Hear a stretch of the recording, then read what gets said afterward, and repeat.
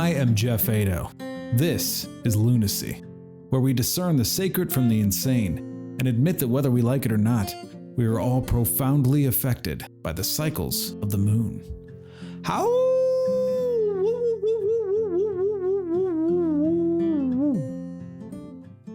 Today on the podcast, I'm featuring two interviews that I recorded early on in my podcasting career that have now become incredibly relevant.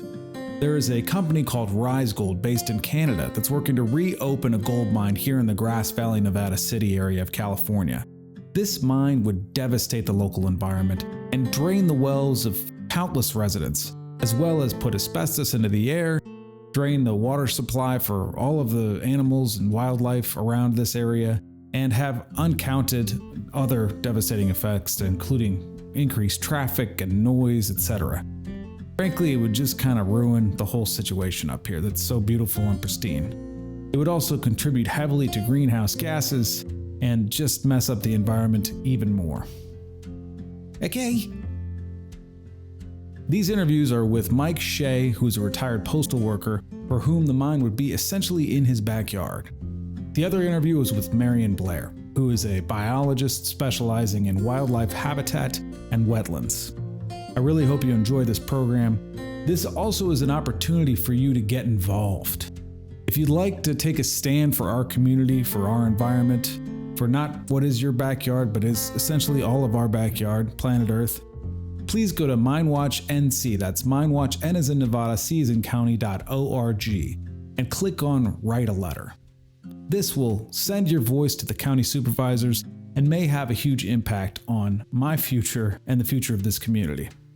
Really appreciate you taking this stand. And also, if you're a local resident, please show up on May 10th at the county recorder's office on Maidu Avenue to make your voice be heard in opposition to this mine. So just tell me a little bit about your background, Marion. Are you a scientist? I am. Many, many years ago, I got a degree in biology, but I then taught high school biology for a number of years. Then I had children and a bad marriage and a divorce. And I ended up just substitute teaching for a long time while I went back to graduate school. Okay. And I got a degree a master's degree in environmental studies. Oh, and my focus was riparian restoration, amphibians, wetlands, all that. So water was my focus. Wow. Groundwater, all forms of water.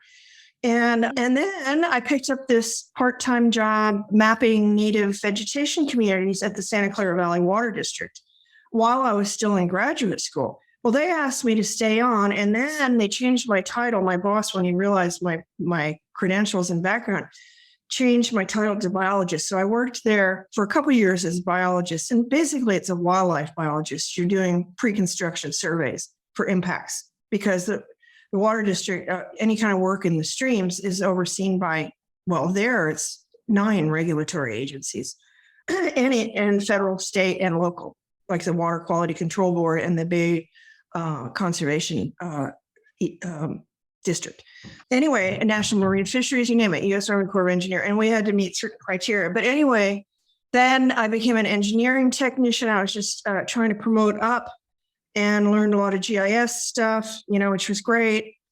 And then became a field operations administrator, which was a temporary job, and then promoted into a vegetation specialist. So I administered several large programs at the water district. Okay. It was high pressure, but I was out in the field a lot.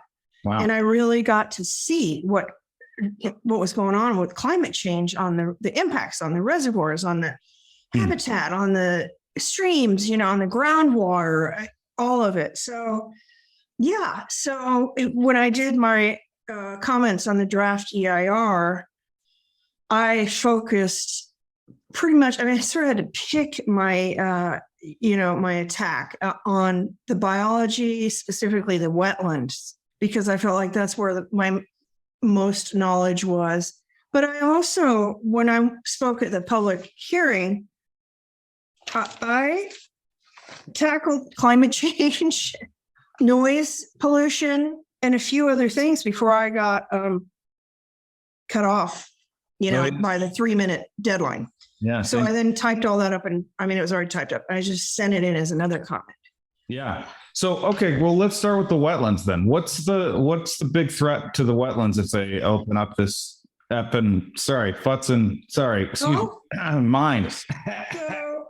I can't remember how many acres of wetlands there are. I could open up my comments and double check. I think on the Centennial site, it's about 11 acres. And I think on the Brunswick site, it's 9 acres or so of wetlands. On the Brunswick site, they basically would just pave over them. And the Brunswick site, I don't know that they would necessarily pave over it, but they'd be right up against it. And then I found out at the Public Planning Commission, there's that other little area off of East Bennett.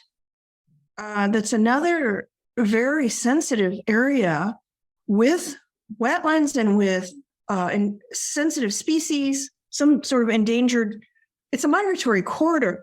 So here's the thing.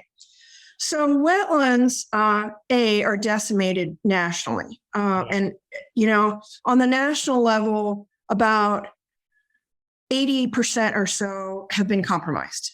Okay. At the state level in California, it's over 90%. It's 92% approximately, or at least when I was doing my research some years ago, it was that. It's probably a little higher now. Wetlands are critical habitat for a lot of animals. That there's the ecotone between the forest around them or the prairie around them or whatever's around them and the wetlands themselves make them really important habitat. They're breeding habitat for amphibians, and our global amphibian populations have crashed. And then there are listed species of amphibians. In this area, it's the foothill yellow-legged frog and the California red-legged frog. Those are state listed. I think the Californian. I'm a big fan. Huh? I'm a big fan of those frogs, both the yellow and red legged. I love the frogs, man. I love frogs. I am a frog and turtle person. Oh, and then there's the other thing. Oh, this draft EIR just put me over the top. So there's proposed mitigation for impacts to, if there were any Western pond turtles, which are a threatened species. Okay. And they are my heart's desire, along with the frogs, because this is what I did my graduate work on when I did field research, was specifically on these. So they're near and dear to my heart. Western pond turtles. What's so special about the Western pond turtles? Well, they're just rare now because their habitat's been wiped out. Who doesn't? And that same with the frogs. Anyway, but so turtles have a very complicated life cycle. They mate in the water. They have to have ponds, and they forage for food in the ponds. They nest on land, and it has to be like south-facing banks, usually, that the female will pick to lay her eggs in. And they, can't be disturbed. And they're usually upland. They're away from the ponds. They can be up to 2 miles away from the ponds, but typically they're several hundred feet. And then the young, when they hatch out, they instinctively head towards the water. The hatchlings, the mortality rate's very high, on hatchlings. And then they have got to have some shallow waters to grow in. They're all very temperature dependent. These are exothermic animals. They rely on the sun to grow.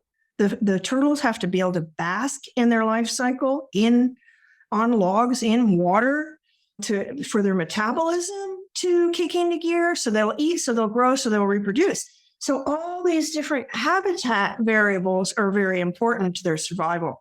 So the mitigation proposal, if there were, the biologist said he didn't see any Western pond turtles, and that's possible. You have to sneak up on those suckers, But my favorite part of my job was crawling around in the bushes looking for turtles. When I was a biologist, you're like that was pretty good. Sneaking up on them. Yeah. I never thought I'd get paid to do what I loved. But anyway, so the pond, and then a road around it, right? And then the turtles are going to cross that road and go nest upland, and there's trucks going back and forth. So I hammered them on all this stuff, Yeah. So they're just going to pave over the wetlands. That's most of it. Okay. It is unacceptable. And what they do, they have to get a permit from U.S. Army Corps of Engineers to do that. But really, it's just a matter of you pay the price, right? I see. They delineated the wetland, which is what's required by law by U.S. Army Corps of Engineers, which was created by the EPA, or is overseen by the EPA, I should say. And they and so they pay $30,000-$40,000, and they kind of buy a permit, and they say, "Oh, this is how we're going to mitigate," and somebody signs off on it. So to me, it's unacceptable. I see. It's unacceptable. They're just paying the cost in order to destroy The it. cost of doing business, which we know the oil companies do this in the billions all the time.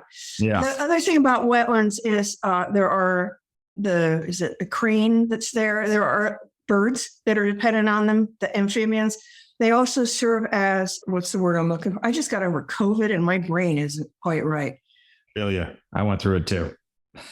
Yeah, I was spaced out. Oh, they serve as sort of refugia for animals that are migrating. So specifically birds, they're really important habitat.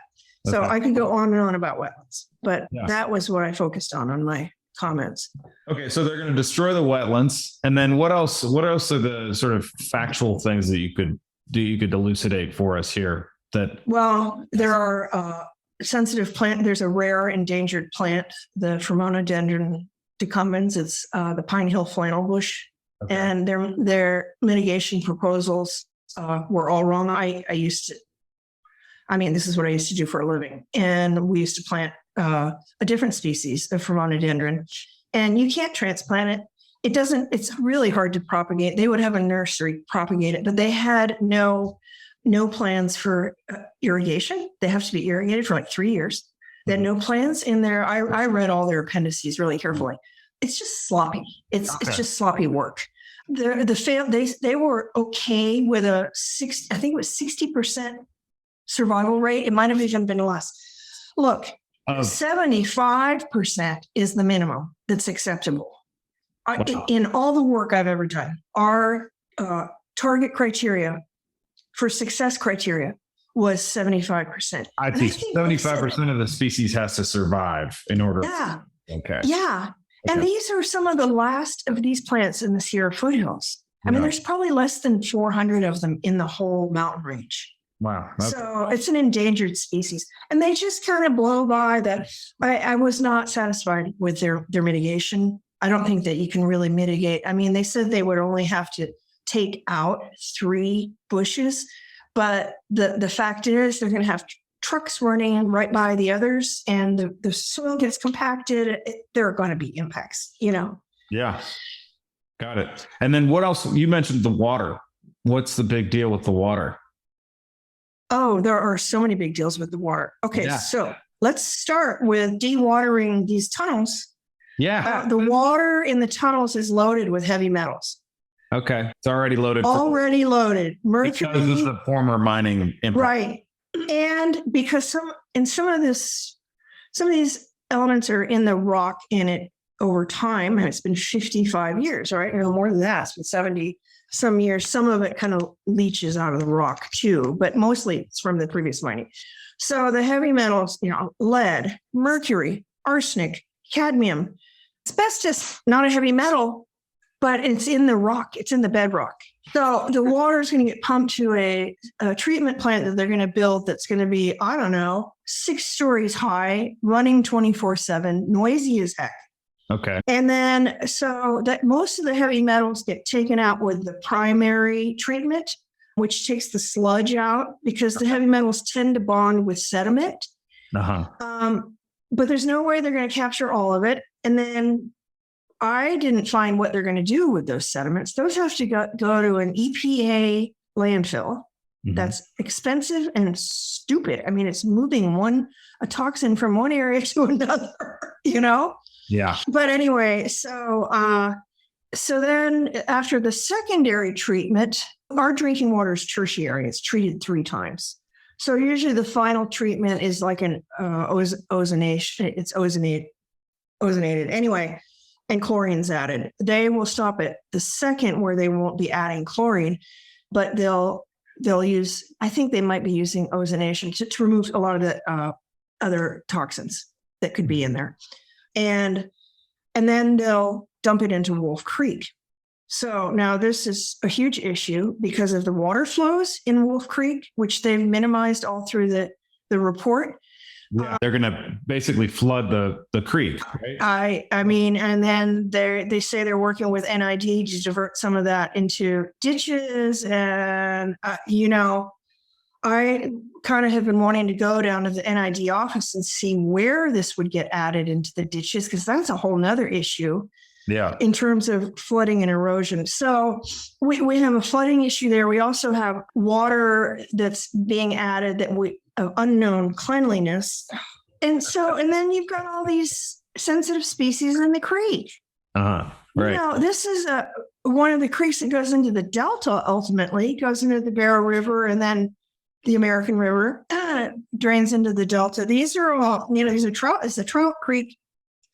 I'm not a fisheries expert, and so I let that one alone. But I talked to the biologist for the Wolf Creek Alliance at length about my comments and theirs and whatnot. And he said, we've covered that. It's a big issue. There's a big threat to the fish that are in the creek and the creeks downstream as well. And the macroinvertebrates. So the macroinvertebrates are like worms, insects, and they're critical baseline food for fish, the insects particularly, and any other, even mammals in the, like beavers and, whatnot in the creek. So there's a whole food chain here, a whole food web that can be impacted. Yeah. Yeah. Okay. What's left of the heavy metals and the water bioaccumulate, meaning they get more concentrated as they go further up the food chain. And so by the time they're getting to the fishing eagle hawks like osprey, or bald eagles, it's really very contaminated. And then these birds are impacted by that. It affects their reproduction. Their egg shells get all screwed up and they can't reproduce. So a lot of impacts. Yeah. Yeah. And then is there anything else specifically that you kind of focus on, or that you think just downright stinks about the mine that you want to try? Well, I would say I worked in Santa Clara County for 15 years, and I moved out of this insane, crowded city situation to retire in this peaceful, lovely community that's going to have huge traffic impacts. We're talking about an increase in traffic, noise, air pollution. That's the huge one, is the air pollution from all these trucks. The footprint, the carbon footprint, this is outrageous in the day and age when, and don't get me going on what's not happening with our carbon stuff in this country or globally, it's just adding to that whole, greenhouse gases. And I think also, and people haven't talked much about this, the accidents are going to increase and the fatalities on 49. Yeah. Some woman and her kids are going to get taken out. I mean, I'm sorry, it's not acceptable. And then it's going to be noisy, the pounding, crushing, the work itself. And they're touting these jobs as really great. And it's dangerous work. The people getting paid the least will be the hard rock miners down in those tunnels 12 hours a day. It's shitty work. Excuse my French. No, say it again. Shitty. It is crappy. Hit on it. It is dangerous. I don't think they've got a union. I don't know who's protecting them. Mining history in this country is not pleasant. Yeah. To this day. Hard rock mining is dangerous.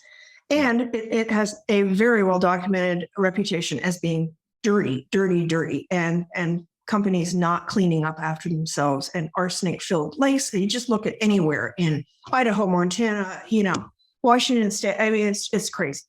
So, I mean, it's just crazy that they're even considering this, Yeah. The impact to our community for a few engineers getting some big bucks, and for this whole stock investment thing that the Rise Gold CEO is making money off of. And that's what we're meeting about at 10 is the economic, what we're going to do next.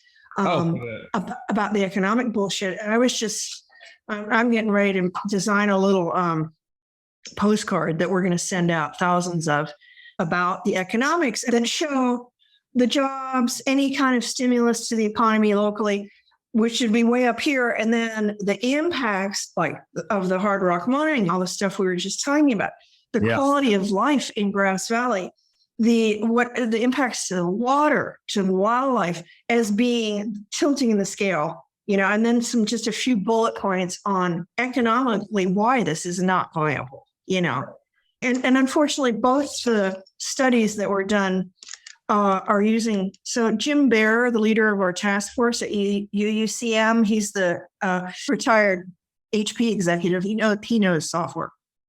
Yeah. This software is flawed.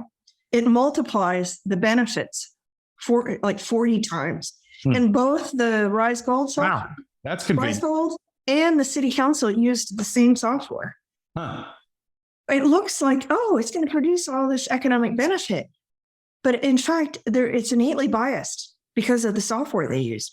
So that's what we're trying to just get people aware of. So that's our next hurdle. Okay. Well, that's good. Good for you. Thanks for doing that. That's awesome. Yeah. Was there anything else that you want to say about the mine before we, log off here? Well, so I pointed out to them, I've done all this research. I've got all these degrees, right? I know how to analyze data. Yeah. And they have skewed how they interpret that data over and over and over again in the draft EIR. Okay. And for example, they said the crushing of rock will only bring the noise level up 1 or 2 decibels. What they failed to mention is 1 decibel higher. You're familiar with the Richter scale, right? Yeah. For every 1 degree it goes up, it's 10 times stronger. It's logarithmic. Yeah. Same ditto with the Richter scale. So a few degrees is hundreds-fold louder. Right. So they minimized over and over again in this report. Yeah. I mean, they're saying it'll help businesses now. I've been tabling for months out at Three Forks Brewery. Yeah. And there's a lot of weekend visitors that come by and they want to sign the petitions. And they're like, no, we wouldn't. If there's all this traffic, we don't want to come up here. No. So it's going to ruin tourism. Yeah. Exactly. Seems like a no-brainer, but yeah, I mean, to me, I am a huge fan of nature and I love the frogs and the turtles and the birds, but also I really love people. And so releasing all the asbestos into the air and the trucks and that's not unacceptable. Up here to Shangri-La. Okay. It's beautiful in the mountains. I'm staying. I'm not going anywhere. All right. Awesome. Well, thank you so much for talking to me, Marion. See you later. All right. Bye, Marion. Bye. Please stay tuned after this short break for an interview with local resident Mike Shea. If you're enjoying this program, if you love Lunacy, even if you just like Lunacy, please consider becoming part of our team. Please go to patreon.com/Lunacy podcast to become a member of our team. You can choose a number of different levels to support us on a monthly basis so that we can continue the work of exploring the Love operating system, how best to be of service, and how to live life to the fullest. Thank you so much for your support. Much love, everybody.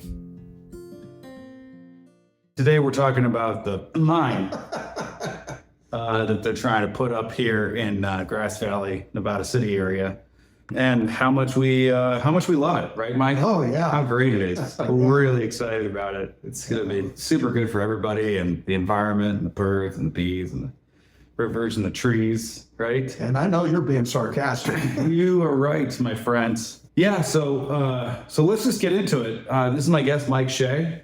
Hello. How long have you lived up here, Michael? Well, I've lived in the current house since 2009, and before that, I lived in Grass Valley since 2006. Okay. And owned property up here since 2000. Okay. We bought our first house up in here in 2000, but we never moved into it. We just rented it out. So I've been coming up here for over 20 years. And okay. You're a resident. You're a local. Well, now I am. But I mean, it's like you always read about people going, oh, you flatlanders, you come up here and then you want to, this is our history. Mining is our history. And, it's like, well, how long before you're not considered a flatlander, Right. And why shouldn't we move up here and be concerned about where we live and, want to keep things the way they are when we moved up here, not the way they were, 50, 60 years ago when that mine was last running. Yeah, exactly. Yeah. That stupid mine that killed a bunch of people and was bad for things. Yeah, that's right. And so if you don't mind, just give me a little bit of background on you, who you are, like what you do in life or what you did in life. deal is. Yeah, well, I grew up in San Francisco and then moved down to the peninsula. And my wife and I both worked for the Postal Service. Oh, cool. And they knew we were going to be retiring in sometime in early 2000. And we went, where we don't want to live, where we live, which was in San Bruno on the San Francisco Peninsula, kind of by the San Francisco airport. And so we started driving around Northern California to look for a place to live. And this area wasn't even on our radar, except we had friends here. So we stopped by to visit them. And they were like, oh, this is a great place. We've got restaurants, we've got, movie theaters, we've got all kinds of good stuff. And we agreed, and we ended up buying up here and moving up here and loving it up here. Sweet. Yeah. Yeah, that's awesome. Similar story, although we just moved here in December, but I feel you. It's beautiful. It's a really great place to live, and it's so nice to be in nature. Yeah. Every day I wake up. Yeah. And, and then it's like I said, we've got great restaurants, the Center for the Arts, great musical venue, performing arts venue, a very artistic community. So, it really appeals to me. Yeah. Awesome. Me too. Cool. All right. So let's get into it. So the mine, you live in the mine blast radius, so to speak. Yeah, well, the mine is basically the other side of my backyard is the mine property. Oh, nice. Yeah. No, not nice. So that's one of the reasons I'm involved in it, and the other reasons are just not a good thing for our community. It's we're no longer a mining town. Yeah. So I'd like to keep it that way. So I'm doing whatever I can do to help that happen.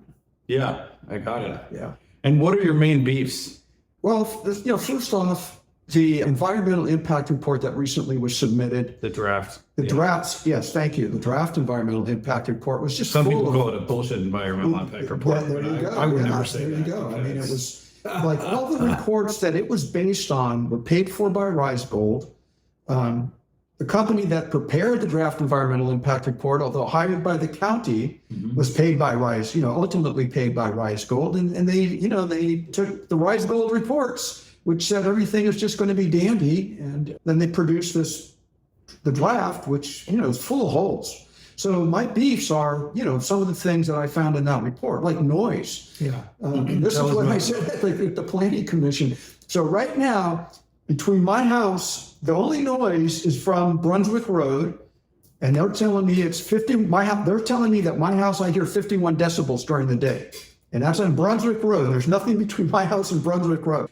And they're also saying that they're going to put the engineered fill 500 feet behind my house. So that's like a third of the distance, third of distance closer than Brunswick Road. So I don't know if I'm saying that right.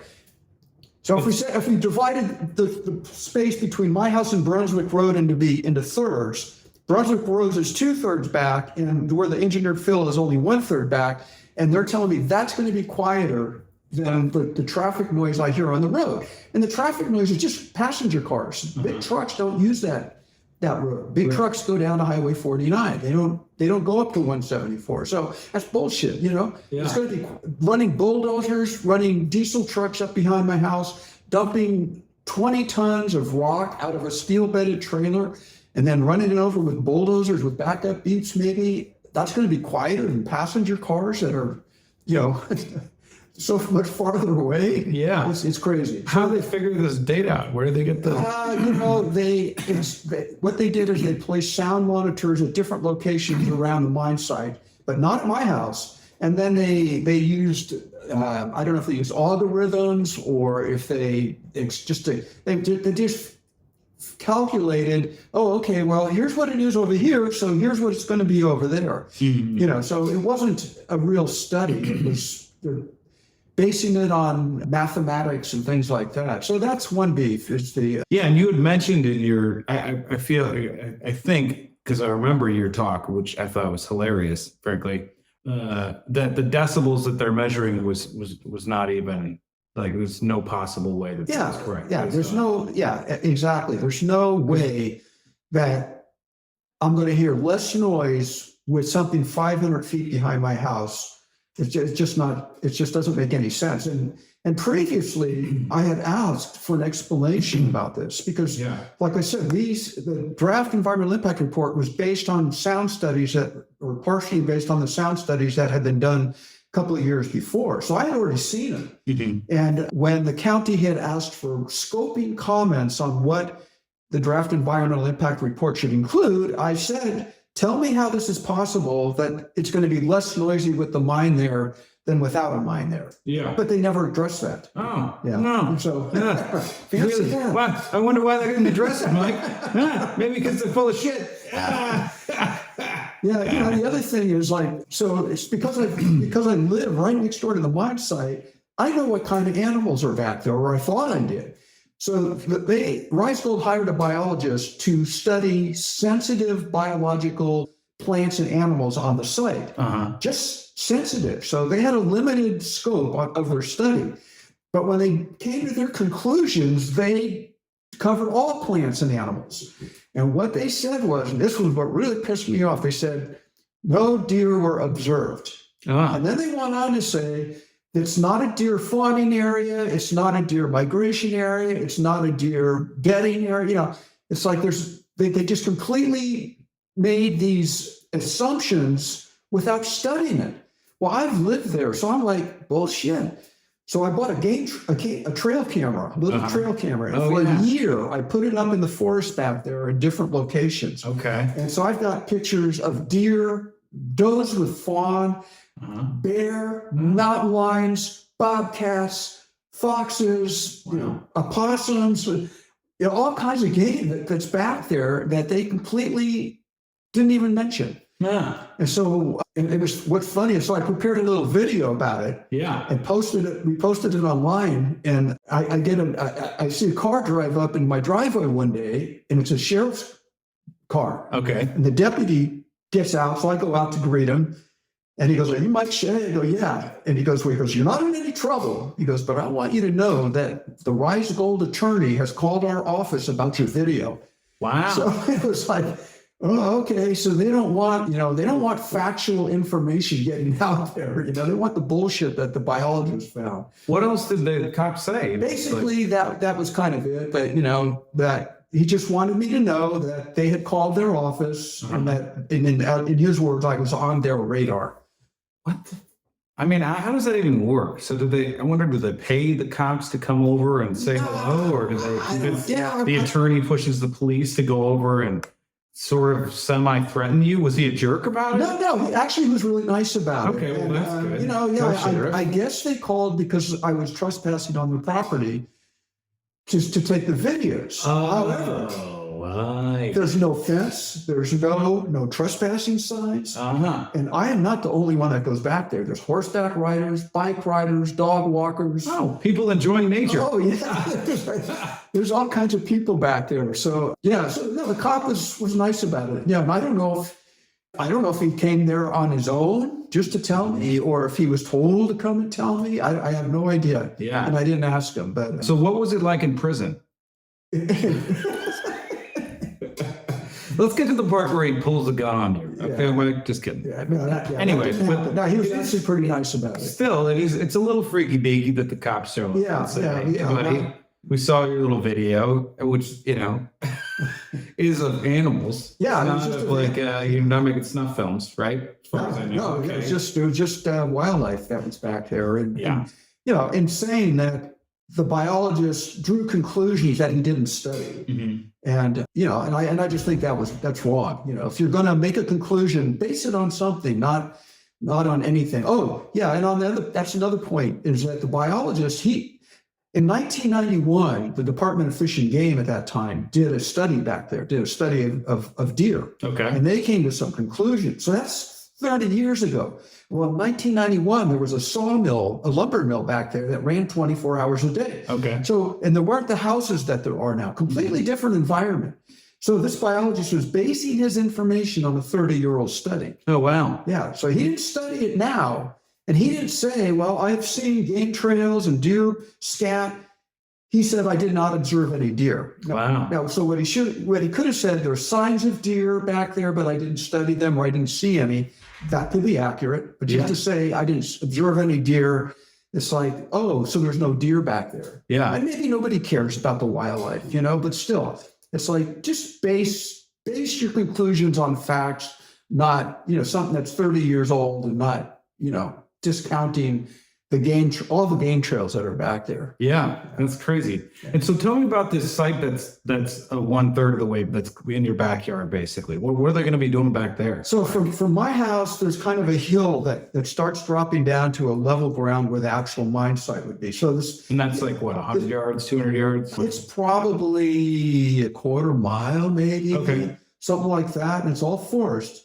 So, and what they've done is they've gone back there and they put stakes in the ground, which are, I believe, where the engineered fill will start. So they're going to clear cut a bunch of acreage out of that forest. I think 18 acres, I think it is. Oh, great. Yeah, they're going to clear cut. Oh, they're cutting trees down. Yeah, right. Oh, that's so good for greenhouse gases and sweet. Well, right, yeah. Good. And then they're going to, when they take the rock out of the mine, they have to have some place to dump it. Some of it's going to get dumped behind my house there. So that's 500 feet behind my house. They're going to start dumping all this waste rock. Oh, but that's probably fine. I mean, I'm sure there's no asbestos in the rock. No, there's asbestos. Oh, in the there is. rock. Oh, yeah. Asbestos. Yeah. Oh, tell me more. Yeah, and so that's the other thing. So because there's asbestos in the rock, they have to prevent the dust from rising. Well, they're going to dump it out of a truck. So there's going to be dust from that, and then they're going to be bulldozing it. There'll be dust coming up for that. For sure. So what they said, are they doing like a biodome around it? Well, no, they say they're going to wet it. They're going to wet it with water. That's good. But that's probably good for the soil too. Get that asbestos back in the soil. That's great. Okay, that's great strategy.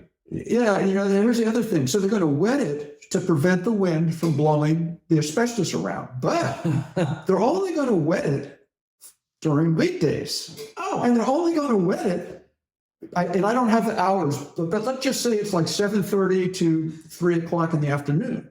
Apparently the dust, there's no wind at night and there's no wind on the weekends, so they don't need to worry about it. So, another hole in the That's true. The wind only operates from 7:30 to 3 o'clock. You've noticed that? It's weird. I was like, well, I guess, but the wind gods have gone home. They're eating dinner right now. Yeah. So it's just another, flaw in the studies that have been done that they haven't considered. Well, there's wind on weekends and there's wind after, 3 o'clock or 5 o'clock or whenever they're going to stop wetting it.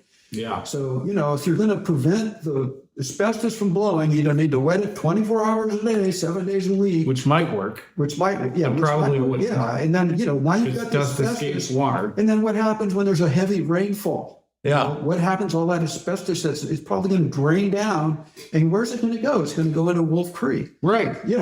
Where all of our friends, our little animal friends live. So, Kenny. Yeah. So, it's like Bullshit. It's bullshit. Yeah. Okay. And then so I mean, it sounds like a huge win for you, right? You're going to have, a clear cut forest in your backyard. Probably you're going to get some weird cancer, you know what I mean? After a few years to retire on. That's going to be great. What about your water? Is it going to mess up are your wells going to be potentially affected? Okay, or are you so well zoned? we're lucky. We're on pipe treated water from NID, Nevada Irrigation District. So we don't have a well. Okay. So that's not a concern for us. But Christy, who I know you've interviewed, she's on a well. Yeah, so I'm on a well as well. You're on a well? I'm also on a well as well. I'm welling on welling. We're welling here. Although I don't think, that's the thing. Like we're how long did it take you to get here? 10 minutes? Yeah, a little bit more than that, but yeah, not much. 10, 12 minutes away from the site. But all the aquifer underneath the ground, you don't really know what's going to happen. And I mean, for me, this is the sweetest water I've ever tasted out of my tap. No kidding. I don't want treated water, and I don't want it to be even remotely potentially affected. So that's like a huge issue for me. Obviously, that's why I wrote the song. It's about that. So it's one dry, right? Yeah. But anyway, so it wouldn't affect your water per se. But what about your property values? Well, I would assume they're going to tank. Yeah. Yeah. Mm-hmm. Yeah. Because nobody wants to move next to mine. Right. Okay. Yeah. Yeah. So we're actually thinking about moving, selling and moving now. And mine is part of the reason. That's not the whole reason, but part of the reason. Yeah. Yeah. Okay. Well, I'm sorry to hear that. Yeah. Well, we stay in the community, but not at that house. Not right there. Yeah. Yeah. Mhm. Okay. Yeah. Okay. What other any other beefs that you have or facts that you want to throw at me for our interview here, podcast deal? Well, air quality. So one of the things is they're going to have a head frame. So the head frame is where the miners go into the mine and where the rock it gets raised out of the mine before it's dumped down a chute. And they're also going to have an exhaust pipe running out of the head frame. So the mine exhaust. So they're going to have fans to feed clean air to the mine. And those fans are slated to run at 200,000 cubic feet per second. So all that stuff that's in the mine is going to get exhausted out of this head frame stack. So I've asked and have not gotten an answer. So when it gets exhausted out, where's the wind going to carry this stuff? Right. Because they've already said it's going to have some bad stuff in there. Okay. But where's the wind going to take it, and where's it going to come down? And what are the impacts of that? Because the mine's supposed to run for 80 years. Uh-huh. So you're sending stuff out at 200,000 cubic feet per second. What happens to it? Yeah. And they haven't addressed that. They haven't talked about it. That's another, one of my comments on the draft environmental impact report, asking what happens to all this and what happens after 80 years. Yeah, right, exactly. So air quality is another big concern. So not only that, but all the power that is used to operate this mine is going to be immense, and going to produce a lot of greenhouse gas. Yeah, and they're also going to use cement paste backfill. So they're going to be tunneling. And then they're going to take some of the mine rock, the rock that they don't dump behind my house, they're going to mix it with cement, put it back in some of these mine shafts to keep the mine shafts from caving in. Oh. So they're going to use a lot of concrete for that. Well, making concrete produces massive amount of greenhouse gas. Mm-hmm. That has not been addressed in the environmental impact report. Yeah. So, it's like, so their estimate of how much greenhouse gas they're going to produce is actually lower than it's going to really be. Yeah. So, that's another concern. So sketchy. So they're just going to fill the empty mine shafts that they're not using with concrete and hope that they don't fall apart. Right. Yeah. So, there's going to be rock going in, rock going out, and it's going to be massive. And that's another thing that really pisses me off, is that property right now is zoned light industrial. So, if you read some of the letters to the editor of the union, or, you hear people going, oh, well, you shouldn't have bought a house next to a mine. Well, the mine's been closed since 1956. So there was no mine there when I bought my house. Plus, that property's zoned light industrial. I want to know how a mine operating 24 hours a day, 7 days a week, 1,000 tons of material a day coming out of there. How the hell is that light industrial? I mean, that sounds very heavy. What's heavy industrial if that's light industrial? Uh-huh. So, it's like, it's bullshit. Yeah, bullshit with extra bullshit on it. Yeah. So another bullshit thing. Yeah, not only that, I mean, the mines, I think people like to glamorize like it's cute, the little town of Rough and Ready over here, and seeing, going to Empire Mine State Park. Oh, that's so cute. There's a little mine. No. People were dying down there on the daily. Like, it was a terrible, awful existence where people did not have rights. There were no labor rights. I mean, the population did not fundamentally increase during those years because it was so dangerous and so terrible and screwing up the environment. And that was before they had all the technology that they have now, where they can do 1,000 tons of rock per day and really mess it up. Yeah, well, that's right. All right, so let's talk good news. How do you feel about the level of response that we've had? How did you feel about showing up to that meeting and having, I think Christy quoted me like, I want to say 481 people or something showed up to that to protest. How do you feel about that? I thought that was tremendous. Yeah. Yeah. And I love it that, I'll drive around and see the no mine signs. Yeah. They're all over the place. And I know that Ben Mossman recently sent out a flyer, and he was going, if you support the mine, contact us and we'll get you a pro-mine sign. Well, I have yet to see a single pro-mine sign out there. And you see all these no-mine signs out there. So, yeah, I think the community is against the mine, and I know people go, oh, well, you guys are just the only vocal ones. Anybody that's not saying anything is for the mine. Bullshit. Yeah.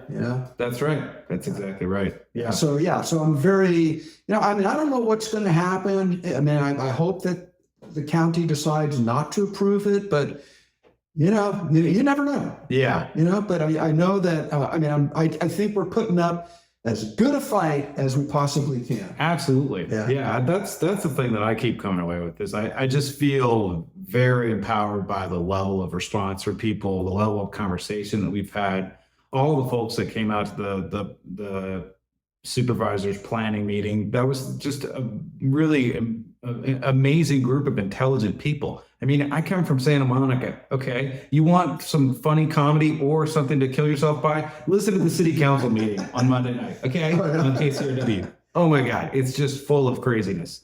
This was like everybody came up. They had their exact 3 minutes planned, and they were using facts. Yeah. And they were scientists and like professors from Stanford and like biologists and people who had studied the wetlands and out of the woodwork, these people came in droves, really was like massively inspiring to me as like a new resident to get to know this community. And for me personally, I feel like this is where, we're really, we're making our stand. Yeah. And it starts with like making our stand for our environment here locally, but it's also a big statement about making a stand for the earth. Like this is a small example of saying, you can't do that here. Okay. Take your toys and get the F out of here because we're not going to allow you to ruin the planet. That's a great point. On air quality, it's not just here. Yeah. That CO2 is what will affect the entire planet. Everybody. Yeah. And we're already we're already dangerously close to if not past the point of no return. Yep. So then any addition to that, it's like, this is where I feel like we really as a community are taking a stand and saying, absolutely not in our backyard, not on our planet. Thank you for, doing this, for joining our fight and for doing everything that you're doing. I appreciate it. Yeah. Absolutely. Yeah. It's my pleasure. It's really nice to like have a good enemy to fight, Awesome. Well, it's been a real pleasure talking to you, Mike, and I really appreciate you coming out. And to be continued. All right. Awesome. Thank you so much for listening to today's episode of Lunacy. If you'd like to get involved, please go to MineWatch NC. That's MineWatch, N as in Nevada, C as in county.org, and click on Mail a Letter. This will send your voice directly to this county supervisors and let them know to say no on this mine. Also, if you're a local resident, please show up to the Planning Commission meeting on May 10th at 950 Maidu Avenue in Nevada City at 9 a.m. The more people we can get there, the stronger our voice will be heard, and the more opportunity we have to stop this mine from coming back. Please show up and let your voice be heard. Say no to the mine. Next week on the program, I'll be interviewing my good friend Ron Weinrich. Ron is a veteran of the Israeli army and has a lot to say about how we manifest peace in the Middle East. See you next week. Much love. How